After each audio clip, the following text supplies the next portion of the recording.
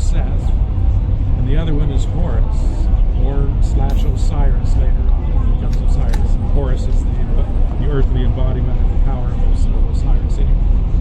And so he's trying to decide which son is going to be the best one, be the ruler of this world, this new world that he's creating. But it says in the text he chooses, the text says his most beloved son, is what the text says in Egyptian.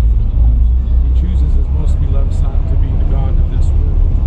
Well, as the story goes on later on, Osiris the son, / Horus, is the one killed by the evil brother Seth, who's resurrected and exalted, which gives everyone the right and opportunity to be resurrected and exalted. One of the most interesting things about this text, and again, it's the oldest written document in the world, is that it's written as a play. It's written to be acted out in the temple of Memphis, here in Memphis. And it even gives stage directions. So-and-so enters from the left and says this, and so-and-so enters from the right and says this. And it's talking about the pre-earth council, the creation of the earth by the word of his power, and the choosing of his most beloved son to be the God over this world, to be in charge of this world. That's the oldest written document in the world, is a temple document. Very few people believe in the pre-earth council except for us, even though the story is all over. In many different religions, if you heard a Christian religion, the story's there, but very few people believe it. One key aspect of that is what the atonement is. The word for atonement, and the word for embrace, and the word for garment is all the same word. So a garment that covers Adam's nakedness can be translated. It comes from the word keper in the Hebrew. Or not keper, kafar, in Hebrew. The word for garment, the word for ritual embrace, and the word for atonement is the same word, even in most Middle Eastern ancient languages. It's the same in Arabic, the same in Persian, the same in Egyptian, the same in Hebrew, even Latin has the same word. It's all the same word for atonement, for garment, and for that ritual embrace. And when you begin to understand that, you understand that to become one with God is when you symbolically, or in reality, embrace God and become one with him, and he bestows upon you the powers that make God God. And we'll see that when we get into the Luxor area. We see that in Luxor as well as in the Valley of the Kings, and the tomb of Seti.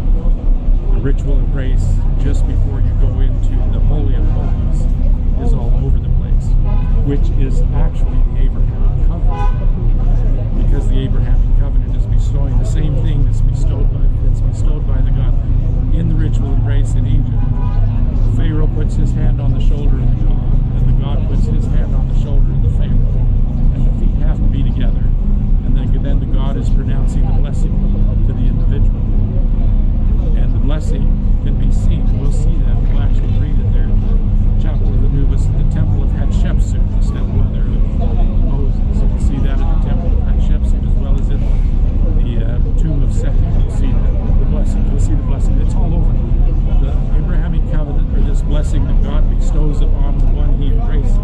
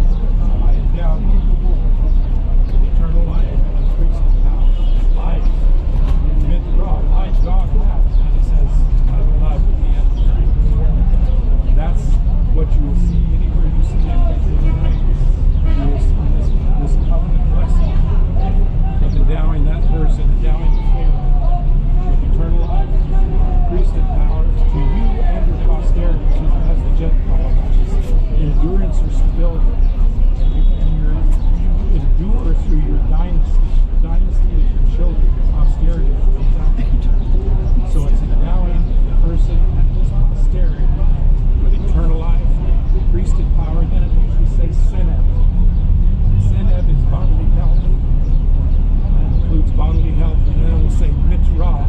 It's like this is mitzvah, like God has. And then it will say Gentile, which means for eternity. That's the blessing given in the ritual of grace. Keeping in mind that the ritual of grace, the word for ritual of grace, the word for atonement,